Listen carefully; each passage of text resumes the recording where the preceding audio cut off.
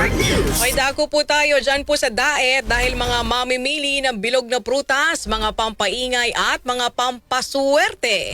Sa pagsalubong ng bagong taon, abay dagsa na po sa mga pamilihan.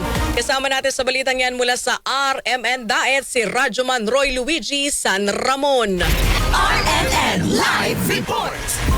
Ilang oras bago ang salubong sa bagong taon 2026 ay umpisa nang dumadagsa sa pampublikong pamilihan at mga designated areas ang ating mga kababayan dito sa bayan ng Daet, Camarines Norte upang mamili ng mga bilog na prutas, sari-saring pampaingay tulad ng mga firecracker at fireworks display. Sa pag-iikot ng news team ay kapansin-pansin na din ang pagbibigat ng trapiko sa kabisera ng lalawigan. Ito ay sa kabila ng pagtatalaga sa mga firecracker vendors gayon din sa mga fruit vendors na parehong ipinuwesto ng lokal na pamahalaan sa diversion road upang makabawas sa pagsisikip ng trapiko sa mismong kasentruhan. Muli naman nagpaalala ang Daet MPS sa pangunguna ni Police Lieutenant Colonel Charles N. De Leon sa publiko na maging maingat at sumunod sa kapulisan tulad ng pagpapaputok lamang sa mga designated firecracker at fireworks display area at paggamit ng mga alternatibong pampaingay tulad ng turotot at mga sound system upang makaiwas sa disgrasya at masayang salubungin ang darating na taong 2026. Kasama mo dito sa RMN Daet, ito ang inyong Radyoman Roy Luigi San Ramon, Tatak RMN. RMN Network News.